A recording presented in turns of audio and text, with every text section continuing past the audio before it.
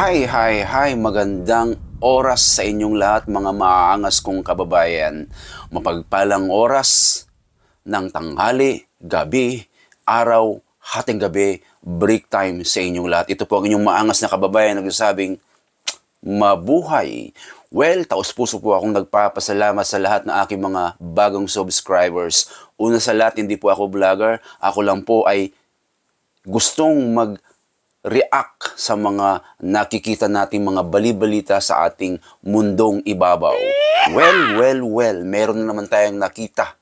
At ito ay tunay na impormasyon, hindi ito fake news. Meron tayong nakita na naman na the most approved and trusted government official in the land. Walang iba kundi si Inday Sara, of course, Duterte lang ang maangas.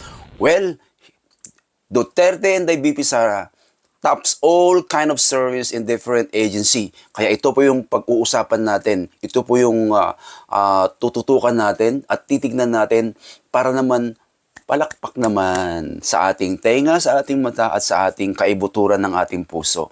Well, tara na. Tignan natin.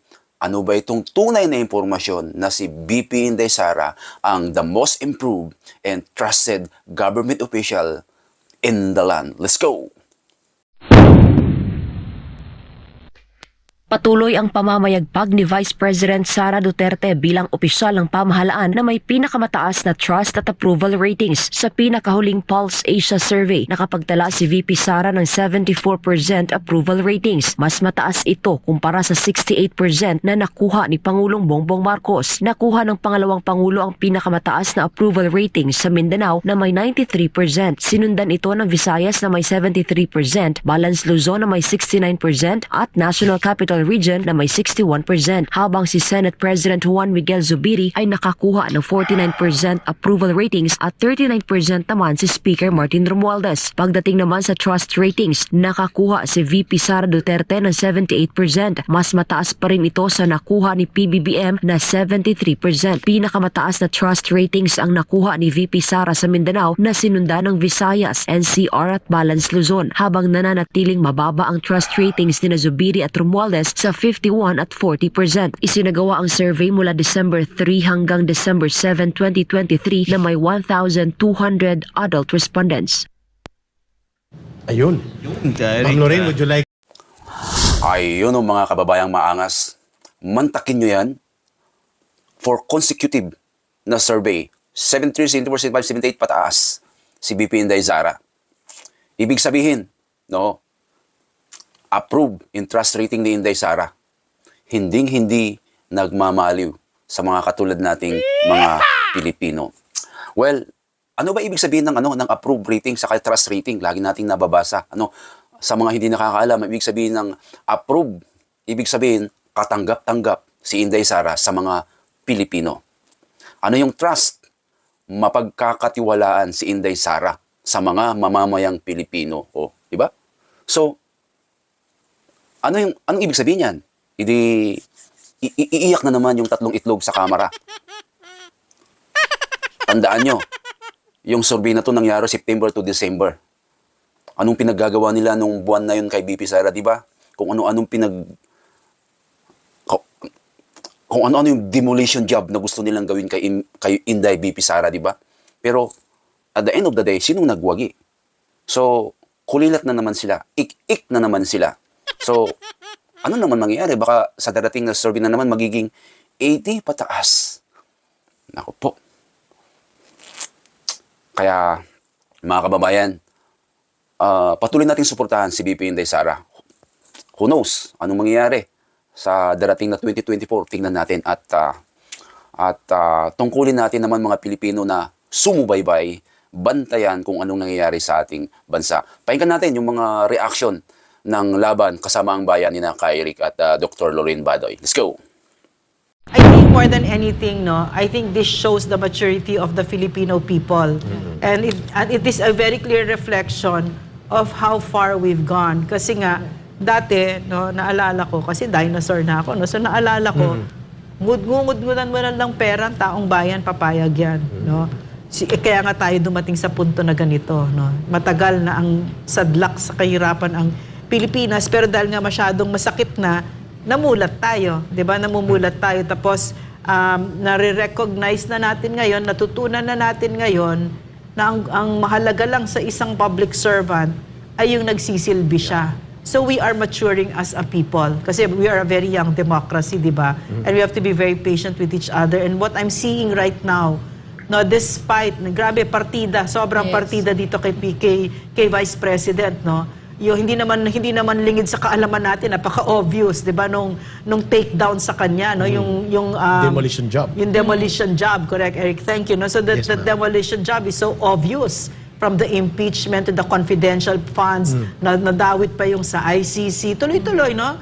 Tuloy-tuloy talaga, and all those bayaran na trolls. Kitang-kita naman yon, kitang-kita, no? Kasama dyan si Jam Magno, no? Kasama. It's very obvious. It's very obvious. It's common knowledge, di ba? And yet, look at this, no? She hasn't spent a cent. I know that. She hasn't spent a cent on anyone because she is like her father. Hindi yan nagbabayad ng press or anyone. Para lang magpa-survey. Yeah, so what that means, what that really means is more than anything, it is a reflection of, for us, no, as a people, na talagang we are demanding from our public servants. We don't care about that political circus, no? We don't care about yung pinamumudmud mo yung pera na yan. It's a very cynical way of looking at us at wala kayong respeto sa amin pag ang tingin nyo sa amin ay gugustuhin namin kayo dahil lang sa pera. No? Ang gusto namin sa inyo, magsilbi kayo. Tama. Kaya kayo nandyan. Hindi kayo special. Mga trabahante kayo sa gobyerno. Correct. And this exactly is what the Vice President's trust and approval ratings say to me. And of worthy note, is that from the very start, very consistent siya. She's like her father, the most trusted government official. And if you can remember, no, Eric, Ina, Franco, mga kababayan, no, na the Vice President din, si Leni Robredo, ganun din yung ginawa. Walang tigil din yung pagde-demolish kay PRRD, but it didn't work, no? So this is what you want. This is to the public servants, no? This is really not about the Vice President more than it is about what the people is saying to you. We want you to serve. Yeah. Yes. Miss Ina, would you like to have some input doon sa mga datos na ito?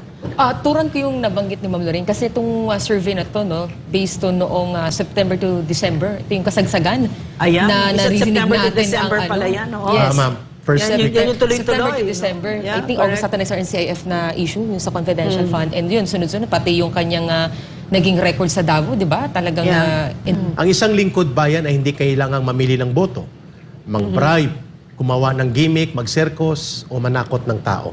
Kapag naglingkod ka ng tama, may sinseridad at mayroong pagpapahalaga sa iyong pagsisikap na ang taong bayan ay mapaglingkuran at dalhin ang tamang serbisyo ng pamahalaan, people will embrace you.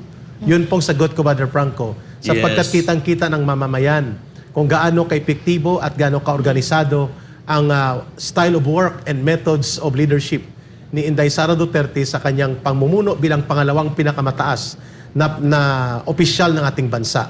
Sa DepEd alone, hindi lang siya ang may mataas na rating.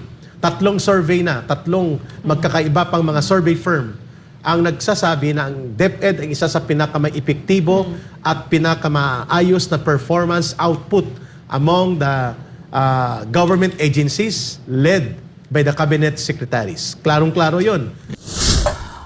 Ay, ano mga kababayang maangas. Now, asahan natin sa mga darating na buwan at taon ay aasahan natin na sisirahan pa yan si BP Inday Sara. Gagawa sila ng mga ibang level ng demolition job na naman, no? Baka ulitin-ulit nila ICC, impeachment, fund, doon lang umiikot. So, kita natin na umiikot yung kanilang tumbong, no? So, napaka-ik-ik talaga nila. Napaka-ik-ik talaga nila. Anyway, ito yung napakaganda na narinig ko sa interview ng isang USIC ng DepEd. Ang sabi niya, pag nagkakaroon daw sila ng meeting, no? Pag binibisita sila ni BP Inday Sara sa kanilang opisina, alam niyo, laging sinasabi sa kanila ni BP Inday Sara, sabi nila, if you're looking for money, this is not your place. Yun ang sinasabi niya sa kanyang mga deputies at mga secretaries. At nagugustuhan nila 'yon kasi kung pera naman ang hanap mo, umalis ka na. 'Di ba? Ayun ang ibig sabihin nun. Pero kung paglilingkod sa bayan ang gusto mo, then istipot ka na lang. Okay? So tingnan natin. So proud na proud sila na isa sa mga pinakamataas na approve and trust rating nila. No? Kasama hindi lang si BP Inday Sara. Siyempre, of course, kasama lahat ng mga kawani na bumubuo ng DepEd. Alright, mga chingo, mga friends, mga maaangas, maraming salamat at mabuhay ang Pilipino. Bye!